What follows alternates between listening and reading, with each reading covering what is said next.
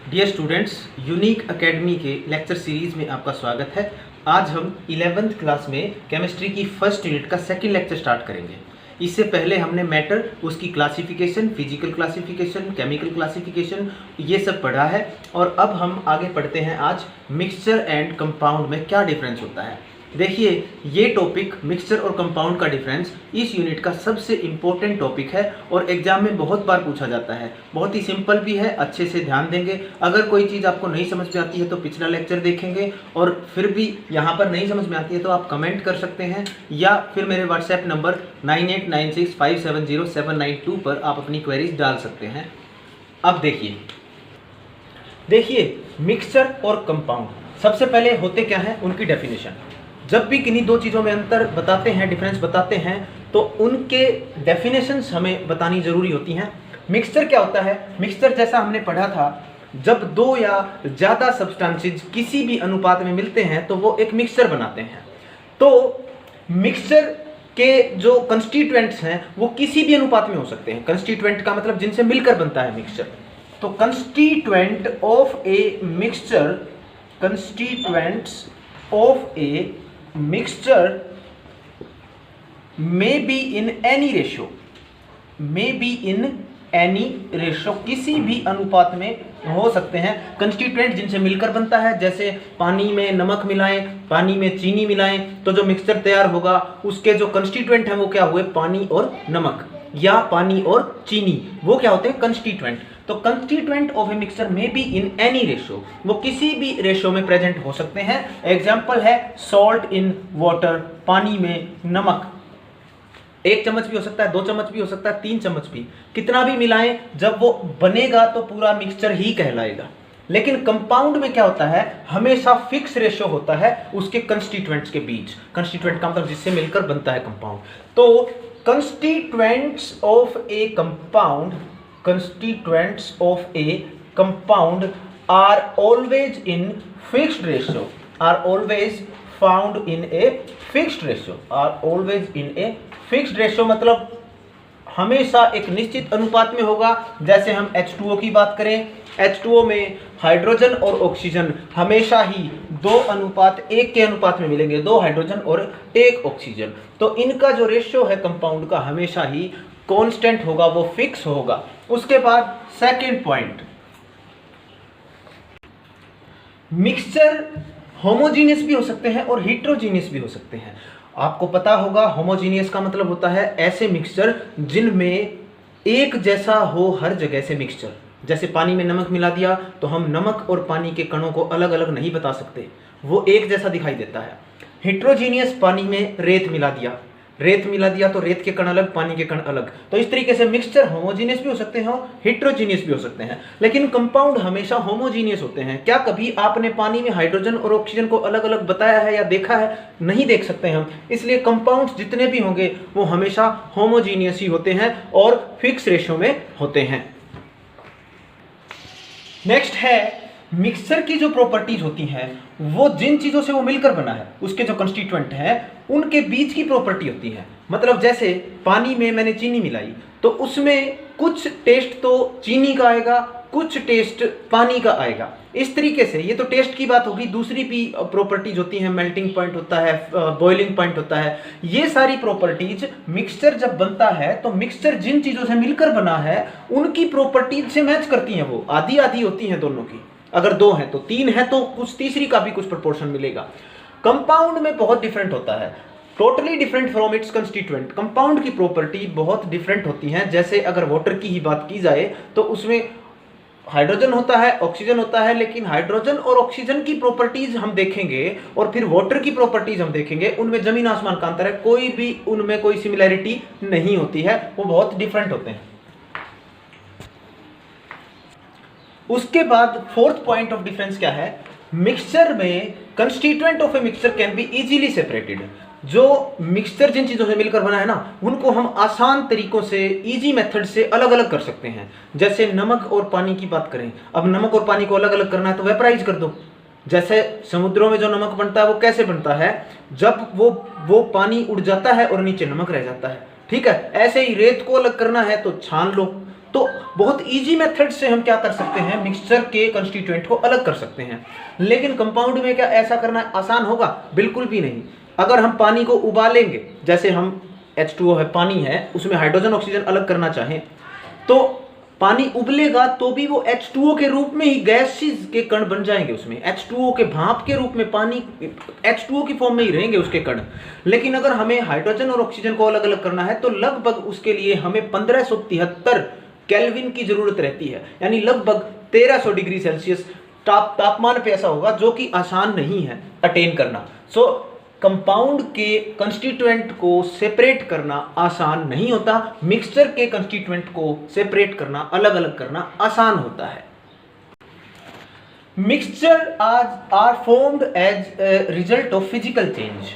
जो मिक्सचर हैं वो एक भौतिक परिवर्तन हम बोल सकते हैं उनके अंदर होता है। जब मिक्सचर बनते हैं तो कंस्टिट्यूएंट में भौतिक परिवर्तन होता है, फिजिकल चेंज होता है।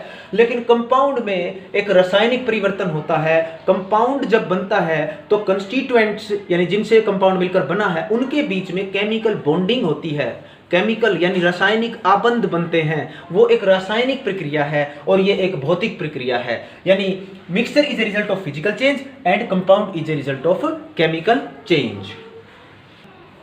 जब एक मिक्सचर बनता है तो कोई हीट की ज़रूरत नहीं होती है, कोई लाइट की ज़रूरत नहीं होती है, कोई एनर्जी निकलती भी नहीं है और कोई एनर्जी देनी भी नहीं पड़ती है। व्हेन मिक्सचर इज फॉर्म्ड, जब मिक्सचर बनता है, नो हीट, लाइट और एनर्जी इज एब्जॉर्ब्ड। एब्जॉर्ब्ड का मतलब सोखना एंड इवोल्व्ड, इवोल्व्ड का मतलब निकलना। ना तो कोई एनर्जी, हीट, लाइट सोखी जाती है और ना ही छोड़ी जाती है जब एक मिक्सचर तैयार होता है। सिंपल सा एग्जाम्पल, पानी में जब हम चीनी मिलाते हैं तो कोई एनर्जी नहीं निकलती, ना एनर्जी देनी पड़ती है। नमक मिलाते हैं तब भी ऐसा कुछ नहीं होता। तो मिक्सचर में हमें किसी हीट, लाइट और एनर्जी की जरूरत नहीं होती, ना तो एनर्जी निकलती है और ना ही एनर्जी दी जाती है। लेकिन कंपाउंड में हमेशा कुछ ना कुछ एनर्जी का चेंज होता है। जैसे अगर हम पानी के अंदर H2SO4 यानी सल्फ्यूरिक अम्ल मिलाएं तो क्या होता है, एकदम से हीट निकलती है, गर्म हो जाता है जिस कंटेनर में वो चीज है। तो इसका मतलब हीट निकल रही है। आपने एक्सोथर्मिक और एंडोथर्मिक प्रोसेस पढ़ी होंगी, ऊष्माक्षेपी और ऊष्माशोषी अभिक्रियाएं, तो वो कंपाउंड फॉर्मेशन में ही देखी जाती हैं। जब कंपाउंड बनते हैं तब हमेशा कुछ न कुछ एनर्जी का चेंज होता है, या तो एनर्जी दी जाती है या एनर्जी निकलती है। उसके बाद नेक्स्ट और सबसे लास्ट जो इसके बीच में डिफरेंस है वो ये है कि मिक्सचर के मेल्टिंग पॉइंट और बॉइलिंग पॉइंट वो शार्प नहीं होते। शार्प का मतलब एक ही पॉइंट पर हम ये नहीं कह सकते हम कि पानी में नमक मिलाएंगे तो इतने पॉइंट पर ये उबल जाएगा या कोई पिघल जाएगा। यानी मेल्टिंग पॉइंट का मतलब होता है पिघलन ताप, जहां पर कोई चीज पिघल जाती है, सॉलिड से लिक्विड में बनती है। बॉइलिंग पॉइंट को अभी के लिए आप इतना ही समझें कि लिक्विड से गैस बन रहा है। वैसे बॉइलिंग पॉइंट एक अलग टर्म है जिसको हम आगे के लेक्चर में अच्छे से समझेंगे, लेकिन अभी के लिए आप इतना ही समझें कि मेल्टिंग पॉइंट और बॉइलिंग पॉइंट मिक्सचर का शार्प नहीं होता। शार्प का मतलब एक ही पॉइंट पर, हम ये नहीं बोल सकते कि 100 डिग्री पर ही होगा। वो कई बार क्या होता है, मिक्सचर में जैसे जैसे कंस्टिट्यूएंट की मात्रा हम घटाते या बढ़ाते हैं ना, उस हिसाब से उसका मेल्टिंग पॉइंट और बॉइलिंग पॉइंट भी शिफ्ट होता रहता है। तो शार्प नहीं होता मेल्टिंग पॉइंट और बॉइलिंग पॉइंट उसका।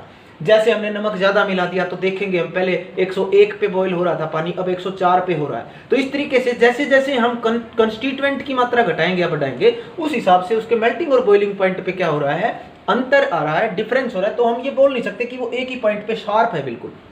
लेकिन कंपाउंड में ऐसा नहीं होता। कंपाउंड में sharp melting and boiling point, आपने पढ़ा होगा कि वाटर का बॉइलिंग पॉइंट कितना है, वाटर का बॉइलिंग पॉइंट 100 डिग्री सेल्सियस हम समझते हैं, सुनते हैं, और वो शार्प मेल्टिंग पॉइंट होता है, शार्प बॉइलिंग पॉइंट है उसका वो।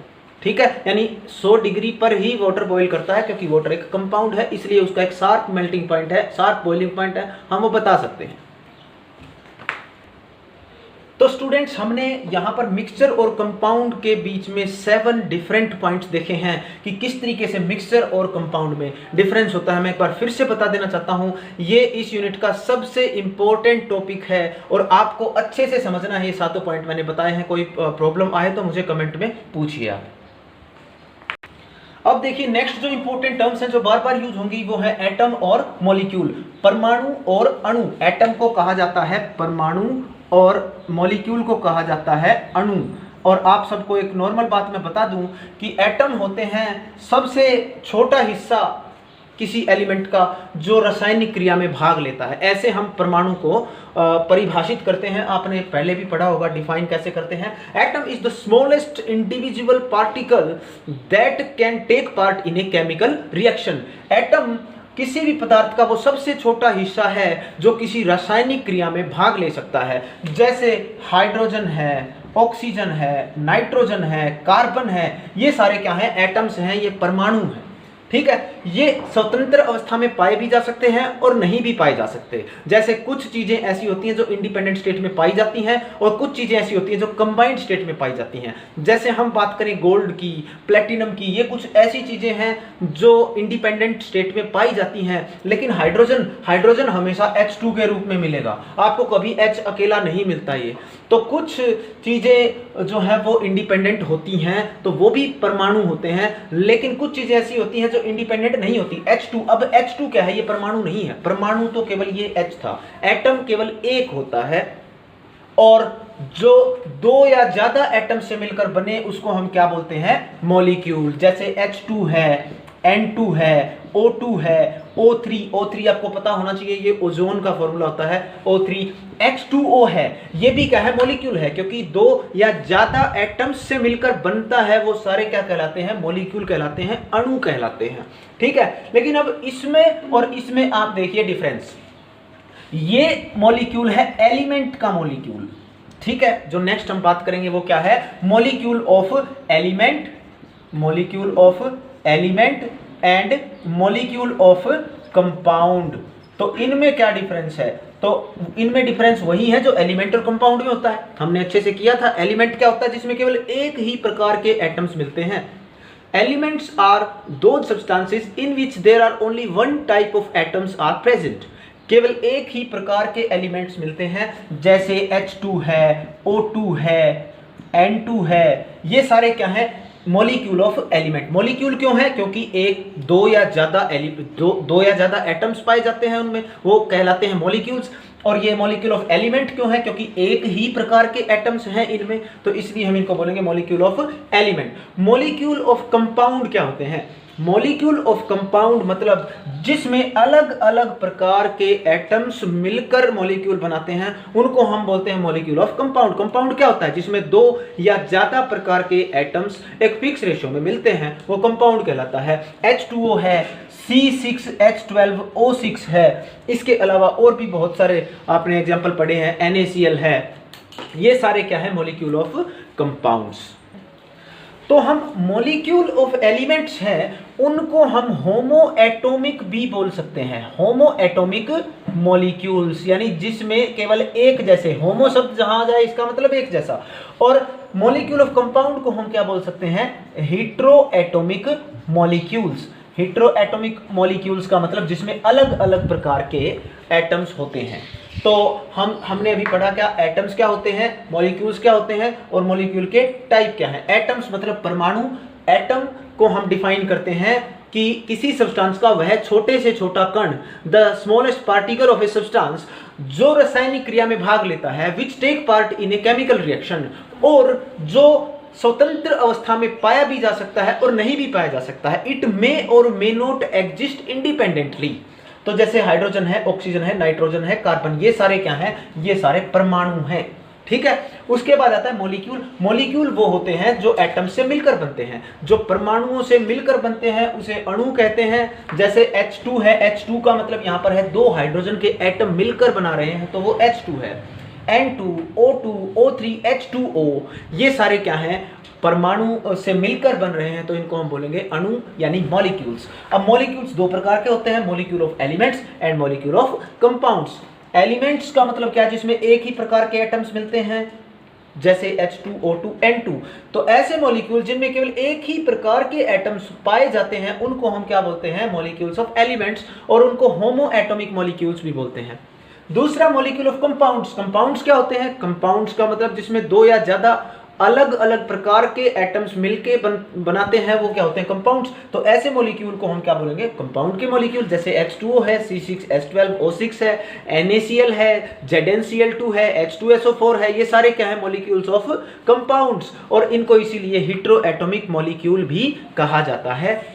तो आज के लिए हमारा लेक्चर इतना ही काफ़ी है। आप अच्छे से इसको देखें, समझें। कोई प्रॉब्लम आए तो कमेंट कर सकते हैं या हमारे व्हाट्सएप नंबर 9896570792 पर हमें आप मैसेज कर सकते हैं ब्रीफ नोट्स के लिए। आज के लिए इतना ही काफ़ी है। Thank you.